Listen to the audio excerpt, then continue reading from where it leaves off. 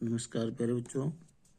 जैसे कि आपने इससे पहले वाली वीडियो में देखा होगा जो ज्योग्राफी की है, सौरमंडल, पृथ्वी हमारा आवास, सौरमंडल से रिलेटेड जितने भी क्वेश्चन थे वो फर्स्ट वीडियो में हम कर चुके हैं। चलिए आज चैप्टर नंबर 2 की बात करते हैं, जिसमें ग्लोब और अक्षांश एवं देशांतर रेखाओं के बारे में बताया गया है। अगर आप कोई भी टीचिंग जॉब आप प्राप्त करना चाहते हैं तो उसके लिए आपको सीटेट और एचटेट क्वालिफाई करना होता है, या जो भी स्टेट एग्जाम होता है उसको। तो उसमें क्या पूछा जाता है, तो एनसीईआरटी से रिलेटेड पूछा जाता है, और ये एनसीईआरटी से रिलेटेड ही क्वेश्चन हैं जो कि आपके एनसीईआरटी से डीपली उठाए गए हैं। चलिए शुरुआत करते हैं। विषुवत वृत्त के संदर्भ में नीचे दिए गए कथनों पर विचार कीजिए। तो विषुवत 0 डिग्री अक्षांश को प्रदर्शित करता है। बिल्कुल ये बात आपकी स्टिक है, राइट है। विषुवत वृत्त से ध्रुवों की ओर जाने पर अक्षांशों का आकार घट जाता है। दूसरा पॉइंट ये है। तीसरा पॉइंट क्या है, विषुवत वृत्त से उत्तर या दक्षिण की कोणीय दूरी को माप को देशांतर कहते हैं। चलिए एक बार मैं आपकी इसको डिटेल बताता हूँ और फिर आंसर आपके सामने रखेंगे। तो आंसर तो इसका पहला और दूसरा है, रीजन क्या है वो देखते हैं। विषुवत वृत्त से उत्तर या दक्षिण की कोणीय दूरी की माप को अक्षांश कहते हैं। विषुवत वृत्त से उत्तर या दक्षिण की कोणीय दूरी को माप कहते हैं, माप को अक्षांश कहते हैं। इसे विषुवत वृत्त से दोनों ध्रुवों की ओर अंशों में मापा जाता है।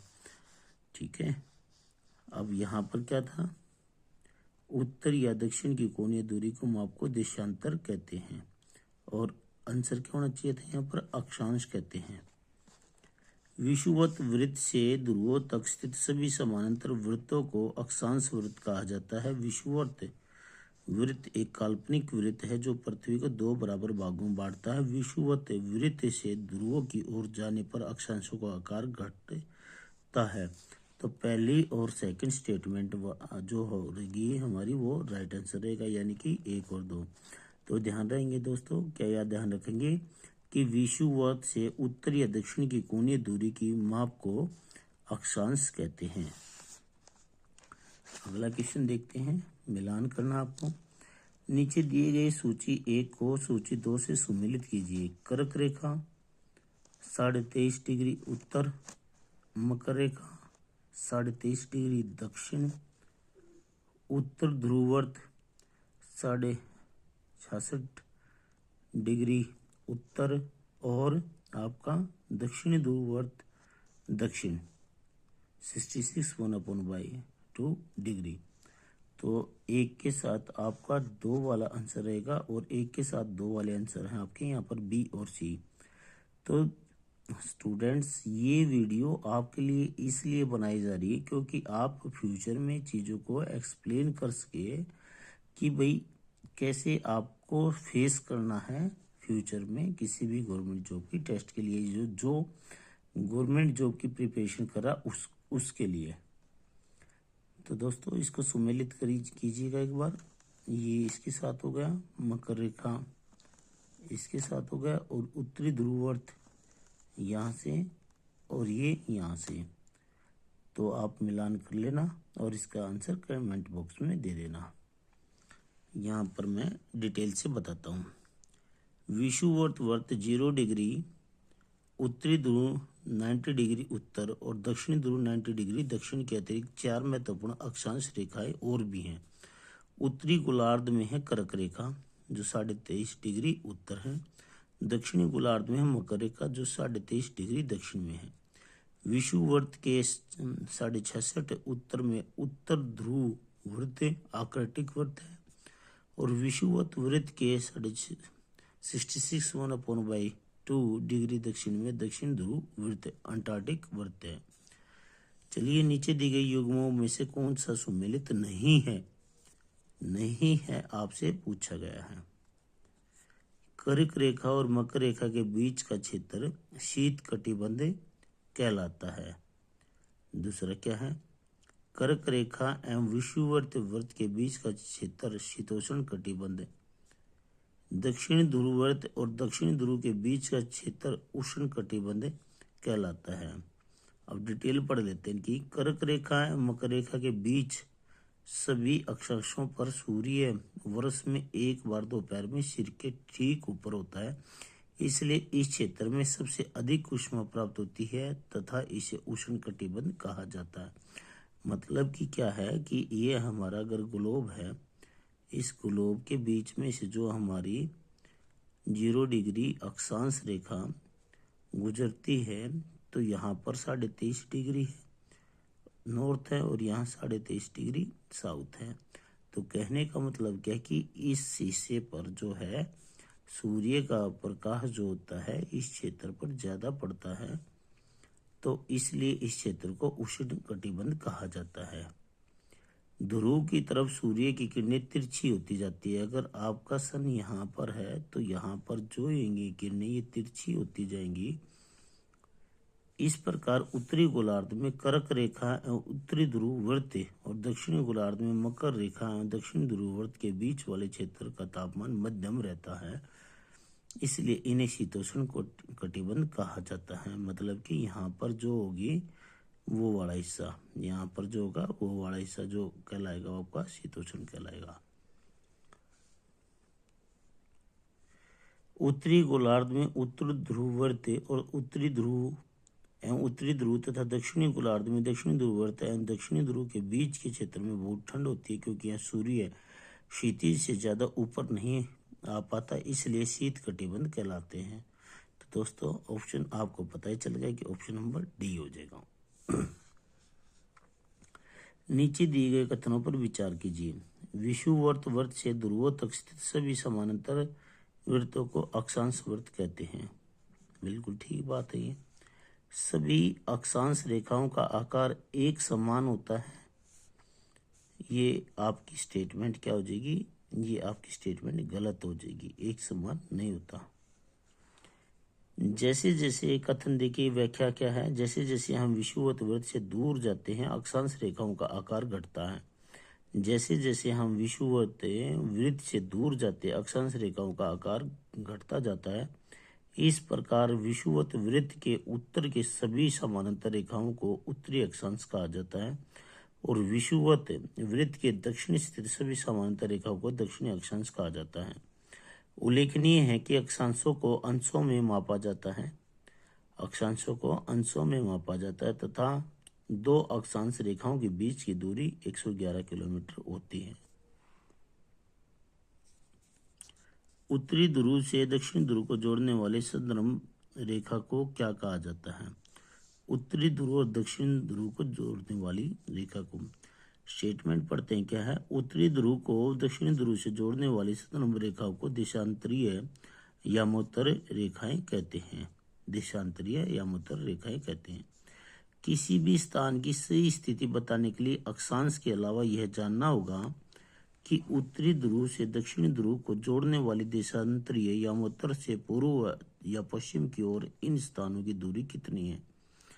यामोत्तरों के बीच दूरी विषुवत वृत्त पर अधिकतम 111.3 किलोमीटर तथा ध्रुवों पर न्यूनतम 0 डिग्री होती है। तो ऑप्शन नंबर यहाँ पर क्या रहेगा? बी रहेगा, देशांतरीय यामोत्तर, देशांतर रेखाएं।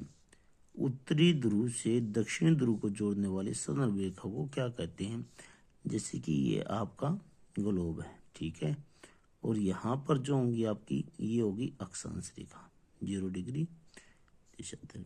अब कहीं इसको और यहाँ से जोड़ने वाली रेखाओं को क्या कहा जाता है? तो ये जो रेखा होंगी ये देशांतरीय रेखाएं होंगी। किसी स्थान का मानक समय निर्धारित करने का आधार होता है। अक्षांश ये होता है इसका प्रमुख यामोत्तर, जैसे कि हमारे हरियाणा की 82.5 डिग्री जो इलाहाबाद के नैनी नामक स्थान से गुजरती है।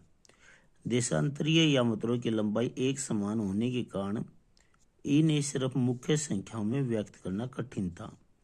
तब सभी देशों ने निश्चय किया कि ग्रीनविच, जहां ब्रिटिश राजकीय वेधशाला स्थित है, से गुजरने वाली यामोत्तर से पूर्व और पश्चिम की ओर गिनती शुरू की जाए। इस यामोत्तर को प्रमुख यामोत्तर कहते हैं। इसका मान 0 डिग्री देशांतर है। अर्थात यह स्थान मानक समय निर्धारित करने का आधार बना। यहाँ से हम 180 डिग्री पूर्व या 180 डिग्री पश्चिम तक गणना करते हैं। कहने का मतलब क्या है कि यहाँ पर आपका ये ग्लोब है, ठीक है, और ये इसके बीच में से भूमध्य रेखा गुजर गई। अब हमने इसको बांट लिया ऐसे, ये हमारा हो गया ये वाला हिस्सा उत्तरी ध्रुव और ये हो गया दक्षिण ध्रुव। ये वाला हिस्सा हो गया आपका पूर्वी गोलार्ध का हिस्सा, ये उत्तरी गोलार्ध का, ये दक्षिणी गोलार्ध का, ये पूर्वी गोलार्ध का, ये पश्चिमी गोलार्ध का। अब यहाँ पर जो है आपका ग्रीनविच यानी कि लंदन के ग्रीनविच, और यहाँ पर जो डिग्री है ये यामोत्तर रेखा, इसको 0 मान लेगा। इधर 180 इधर, यहाँ से हमने 0 से गणना करना शुरू की। यहाँ पर जैसे यहाँ से हम आगे बढ़ते हैं तो 5.5 घंटे हम ग्रीनविच रेखा से आगे हैं, और इस साइड जाएंगे तो ग्रीनविच रेखा से हम पीछे रह जाएंगे। निम्नलिखित में से कौन सा कथन सत्य है?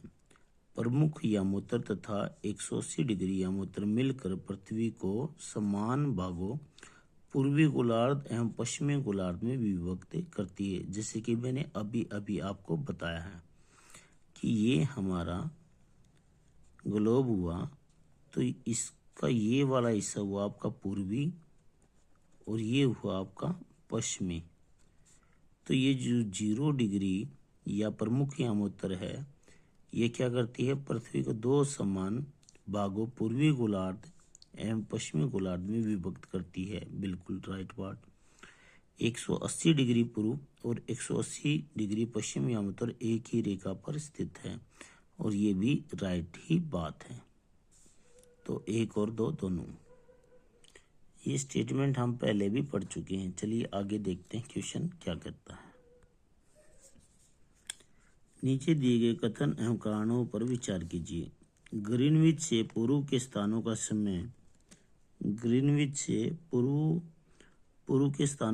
ग्रीनविच समय से आगे होता है।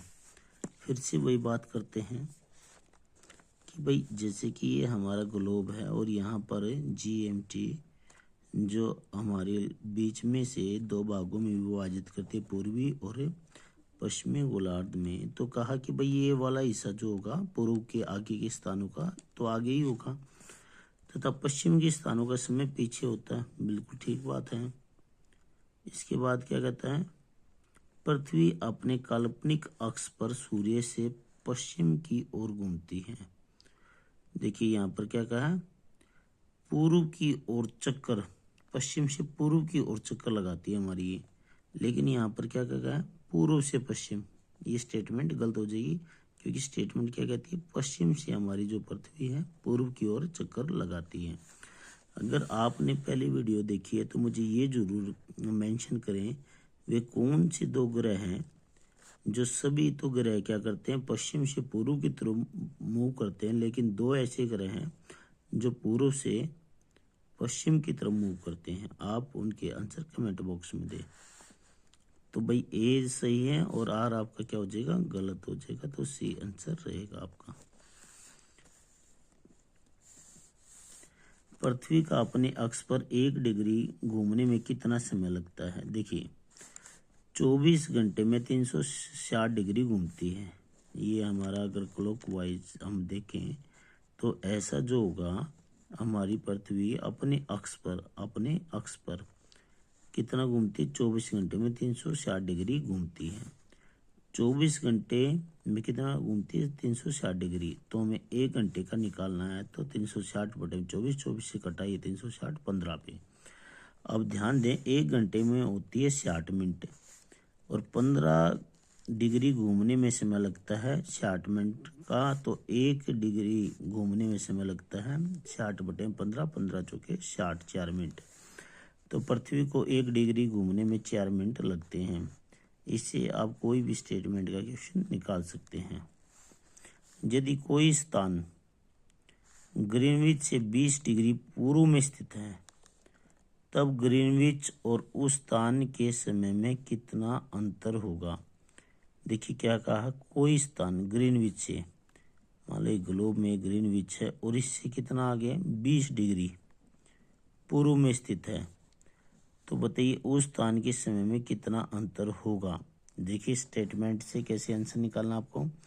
एक देशांतर जाने पर लगती है 4 मिनट, एक देशांतर जाने पर लगती है 4 मिनट, और 20 डिग्री देशांतर जाने पर लगी 20 गुणा 4 80 मिनट, और ये हुआ 1 घंटा आपका 20 मिनट। अर्थात अगर ग्रीनविच में दोपहर के 12 बजे होंगे तब उस स्थान पर दोपहर के 1:20 हो रहे होंगे। ये क्वेश्चंस आपका जनवरी दिसंबर 2024 CTET में पूछा गया क्वेश्चन है। सेम्स, बिल्कुल कोई भी इसमें डिफरेंस नहीं है। तो आप इस तरीके से निकाल सकते हैं। भारत के किस यामोत्तर यानी कि देशांतर रेखा के स्थानीय समय को भारत का मानक समय माना गया। तो 82.5 डिग्री पूर्व ये आपका समय माना गया है। यहाँ पर कंफ्यूज नहीं होना बच्चों। देखिए यहाँ पर 82 डिग्री पै लिखा गया है, यहाँ पर पूर्व है, यहाँ पर पै यानी कि पश्चिम को शो करता है ये। चलो इसकी भी व्याख्या पढ़ लेते क्या कहता है ये, कि भारत में गुजरात के द्वारका और असम के डिब्रूगढ़ के स्थानीय समय में लगभग 1 घंटा 45 मिनट का अंतर होता है। इसलिए यह आवश्यक था कि देश के मध्य भाग से होकर गुजरने वाले किसी यामोत्तर के स्थानीय समय को देश का मानक समय माना जाए। प्रेजेंट आज ये वीडियो मैं बना रहा हूँ, आज है 27 जनवरी, और आज 27 जनवरी 2025 के आर्टिकल में छपा है, न्यूज में यह आया है कि पूरे भारत में अब एक मानक